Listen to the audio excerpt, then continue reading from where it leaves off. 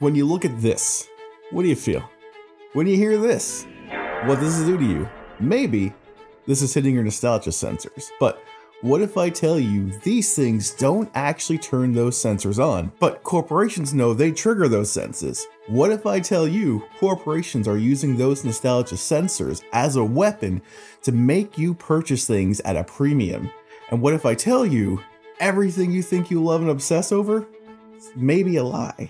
Okay, this is going to be one of those videos you're either going to come to a very hard realization or just hate everything I say. But today, we're going to talk about the dark side of nostalgia design. So keep watching because we're going into a pretty interesting history of nostalgia, how it evolved from a disease to marketing gold, and how big corporations accidentally created all of us as kind of sleeper agents ready to buy the latest items, all because of nostalgia design. Here we go.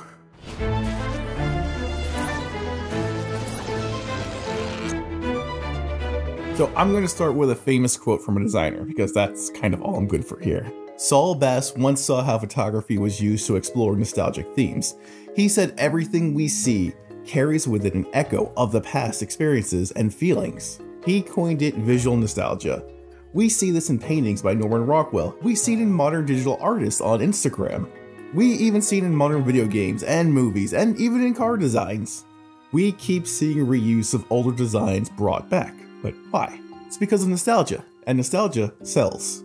But what exactly is nostalgia? We hear it a lot and we kind of know what it means, but do we actually understand the psychology or science behind it? And how does nostalgia directly dictate design? Well, it's more modern than you think. In the late 17th century, okay, so not that modern, but Johannes Hofer saw Swiss mercenaries suffering from sickness similar to fatigue or fever. However, there wasn't any physical ailments. Instead, they were just kind of homesick. They missed their past, and when they thought about it, it brought sorrow. He deemed it nostos, which means returning to a native area, and algos, a term for pain or grief. Nostos, algos. And they thought it was something that only afflicted the Swiss, because that's the first time someone has ever encountered this phenomenon. However, this wasn't going to be a small sect of people for long. With modern inventions like planes and trains, people were moving farther and farther away from their homes, and symptoms were showing up similar to those Swiss mercenaries. People were feeling homesick, not necessarily for the physical home, but the feelings, the familiarities, the smells, the touches of that place. Fast forward to the 20th century, and now it's no longer considered a neurological disease, but a mental condition similar to depression. And eventually the idea that it was homesickness changed to the idea that the inflicted were actually longing for the past, almost a euphoric moment, a happiness but a sad happiness. We would tend to think about the past but hone in on one tangible item, like a swing set or food that we ate, and we felt good about it. Maybe you had one of those Kool-Aid coolers and it reminded you of your childhood, and while the drink itself wasn't the reason for the happiness, it was the trigger. I mean, think about it. When you talk about good memories of the past, there's always something physical that you connect to. However, that physical item is kind of arbitrary, because we tend to have that feeling towards multiple items. What we've come to find out is that nostalgia triggers a psychological well-being in ourselves. It increases self-esteem, and even modern studies have shown nostalgia can help reduce stress that you deal with on a daily basis, like remembering playing on the NES with your brother or best friend on a Friday night.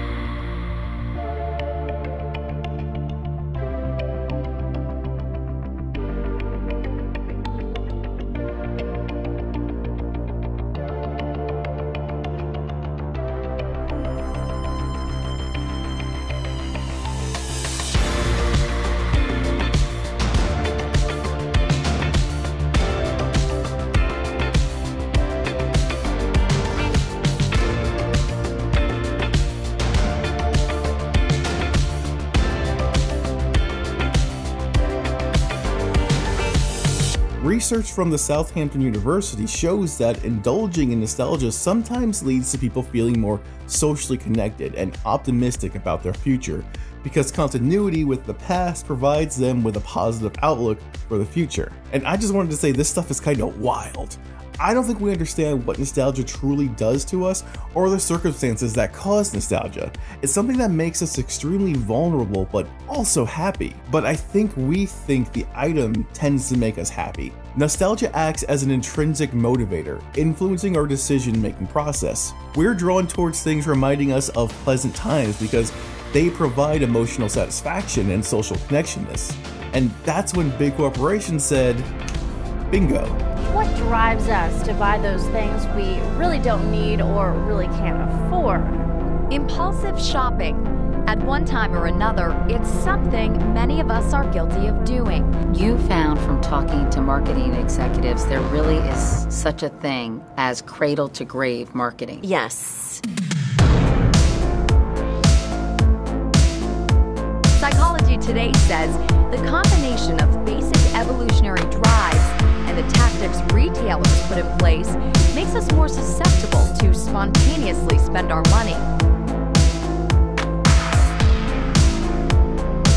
One executive actually told you the moment a baby can see clearly, she becomes a consumer.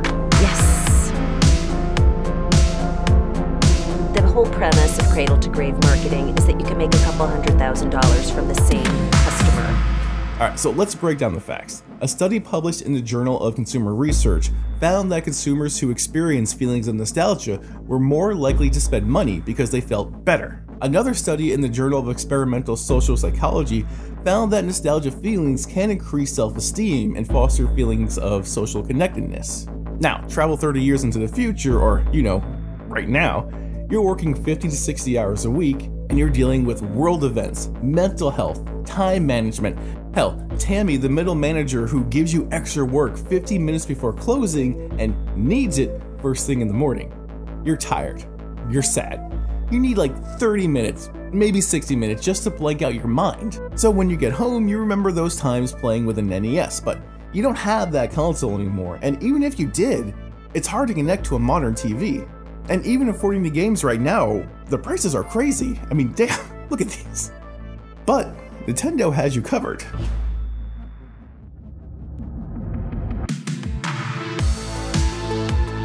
It will cost $60 and have 30 games loaded. A representative told IGN, NES Classic Edition wasn't intended to be an ongoing long-term product. The move sent the prices skyrocketing on eBay. Nintendo says that the now discontinued console shipped more than 2 million units. But it's no coincidence that this came out when it did, because the kids that grew up with this, kids like me, you, have spending power now, and we need distractions. And the best distraction is remembering stuff from the past, right?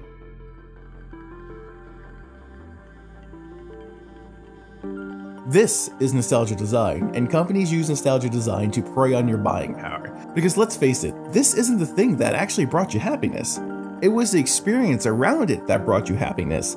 This is a product. It's always been a product. If this was happiness, it was happiness you had to purchase. That's why so many other people have nostalgic memories of the Genesis while others have it of Super Nintendo. It's not the product that you remember fondness for, it's the experience around that product. It's the experience you had. I don't think we actually understand nostalgia and what we actually feel nostalgic about, because we purchase stuff like this and we resell stuff like this at an insanely premium price, when in actuality, it's really not worth that much.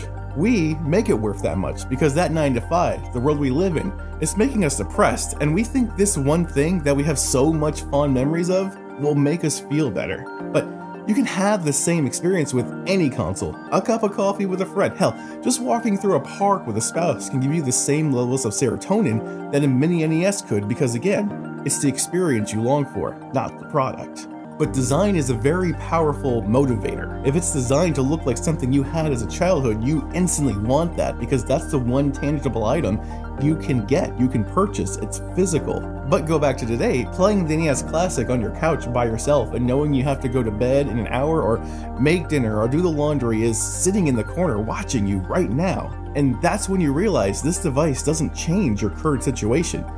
It gave you some kind of serotonin hit initially, but life outweighs that device. Now, don't get me wrong, the NES Classic is a great device, especially for people who love these games and the culture around it. It's a perfect little collector's item and a great way to own these games that are getting pretty expensive and hard to get.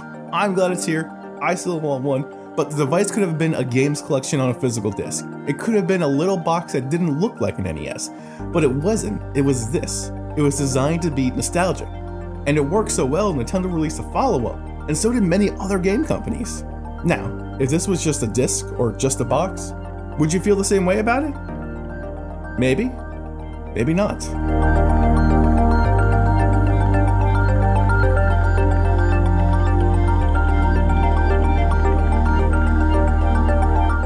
Nostalgia is not really a newish thing, but the way it's presented to us now kind of is.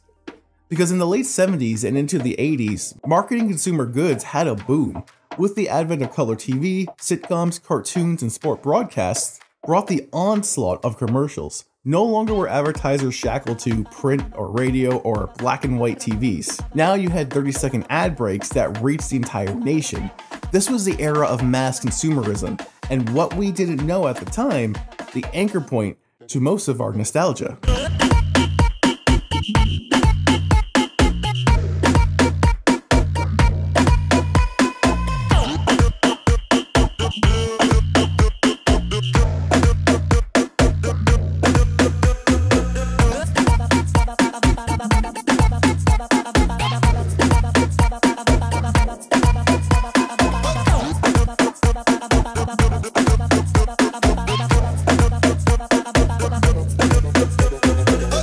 Don't forget, most cartoons were designed to sell toys, and I hate to be the one that drops it on all of you, it 100% worked. That's why a Voltron action figure goes for $300 or up. It's all marketed to me, to you, the elder millennial and the younger millennials, and it will hit Gen Z if it hasn't already. I have no idea what you guys like, but if you're watching this, really take note on things being marketed to you or things that are coming back from your childhood. That is big corporation preying on your nostalgia. Okay, before we go any further, I don't want you to think I'm shitting on the things that you have a great fondness for. I mean, I do it too. Look at all this. This ain't healthy. It was damn sure expensive, and I honestly barely touch any of these. I like looking at them, I like remembering when I played some of these, but I mean, these were before my time, and these were kind of after I got out of handheld gaming. These are pretty much the equivalent of precious moments for me. So I kind of alluded to that nostalgia marketing really hit a boom in the 80s and 90s, but it kind of started a little earlier than that, with Gen X. Think back to the Victorian style 90s of the late 70s and 80s, or some car designs made to look like vintage cars.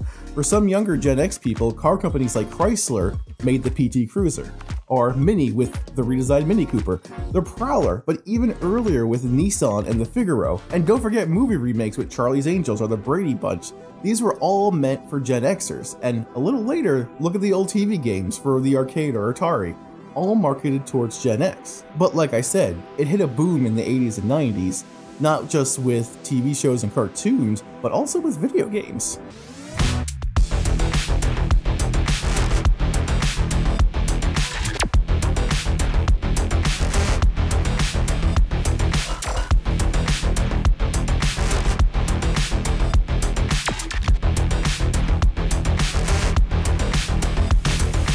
Developers like Capcom with Bionic Commando, which was interesting because Capcom released a modern update to the original NES game alongside a whole new next generation version of Bionic Commando. They thought the next generation game would sell like hotcakes, but instead, the 2D remake sold 130,000 copies the first week, while the next gen high production version only sold 27,000 copies. And the 2D remake got a freaking sequel. I mean, the original NES game never technically got a sequel, but the remake did so well, Capcom was like, screw the next gen game, let's make another one of these. And they kept doing it. And that's kind of why we have a remake of Resident Evil right now. For as much as we complained about the games industry not making new games, we sure do love going back to old games, provided they're done well. And then after that, we saw massive amounts of nostalgia-inspired design. Look at all the mini consoles, clothing, other car designs, and toys. We tend to think these corporations have just ran out of ideas, and in some ways, yeah, they kinda have, but they're relying on nostalgia design to make profit, and in all honesty, the R&D has already been done. The molds are already made, they just need to repackage them and sell them to a grown-up version of your child self. But let's go back to Bionic Commando, because nostalgia design only got you so far, right? If you ever played the original NES Bionic Commando, it was a hard game. It wasn't really fair. Old video games were meant to suck your time away. You'd have to do things over and over again, not until you necessarily got good at it, but remember the routine, the pattern of the enemies. With the modern take, the game was designed to be more forgiving, easier to play. In some ways, Capcom knew that you didn't have the same amount of time you did as a kid to just spend a whole weekend or afternoon playing one game. You have work, you have responsibilities, you can't just sit 5 to 6 hours anymore and play a game. So they didn't necessarily make the game easier, but they gave you more options to save, to pause, to get through a level easier. The Bionic Commando remake helped relive that nostalgia without being frustrating.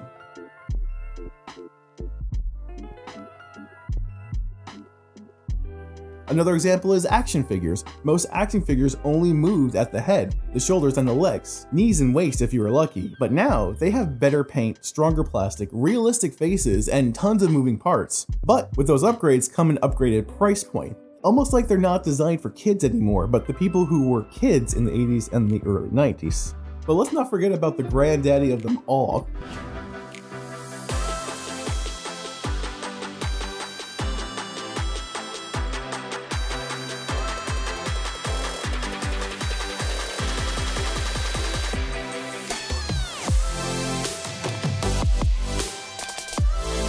That's right, when Instagram first came out, they had Polaroid-inspired filters mimicking cameras and film development from the 70s and 80s.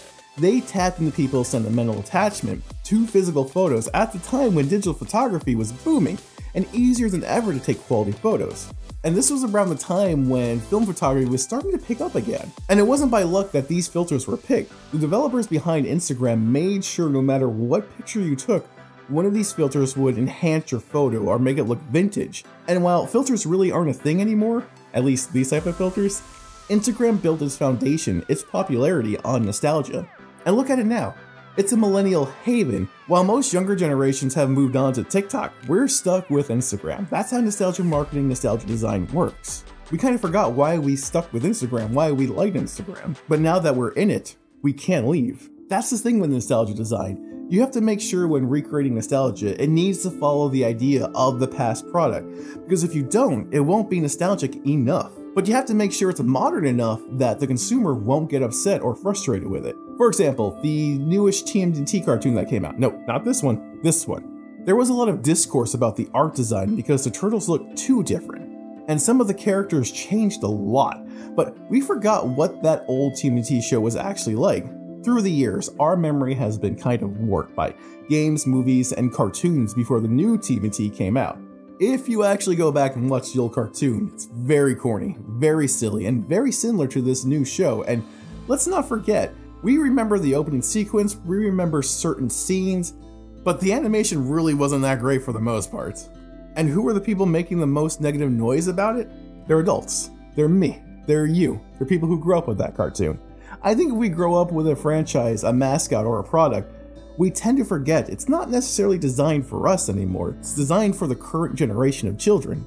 That doesn't mean we can enjoy it in our nostalgia, but I do think companies have squared up to that, and that's why the latest TMNT movie, though very silly in its design, was very nostalgic to the original series. Don't underestimate the mindset of nostalgia. If you mess with someone's nostalgia too much, they tend to have a negative reaction to that. And let's face it, if that person is a parent, they might not let their kids, for whom the medium was intended for, to interact with that media. And that's not just losing you as a customer, but losing someone else as a customer.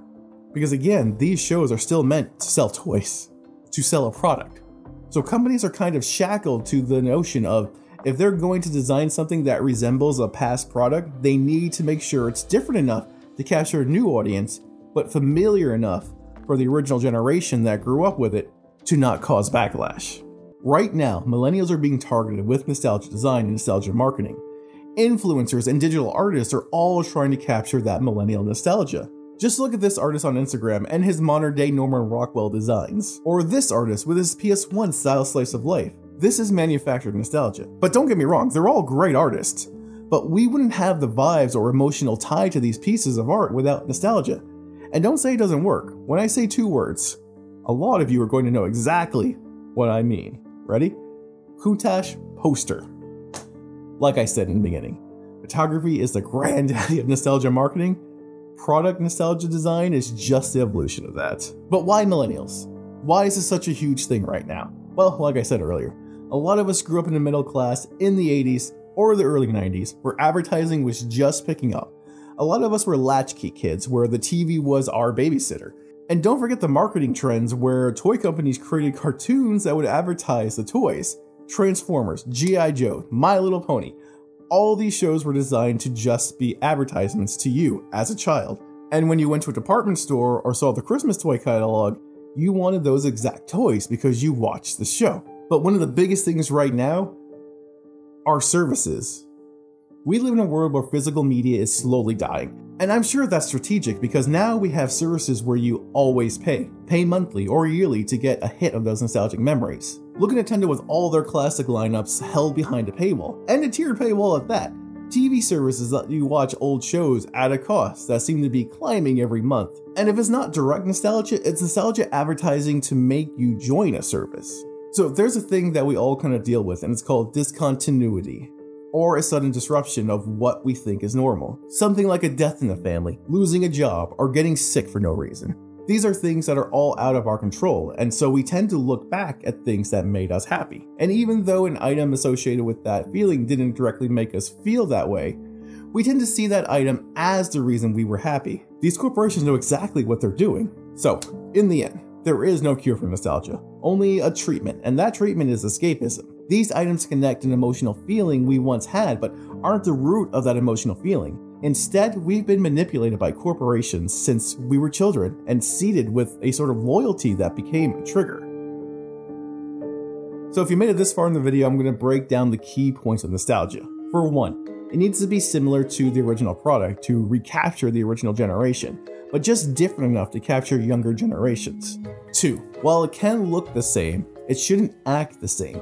This means designing mechanics better, better quality sculpt or user interface. 3, advertising a nostalgic product means advertising in a way that resembles an original advertisement, but on modern platforms. Look how Sega advertised their mini consoles.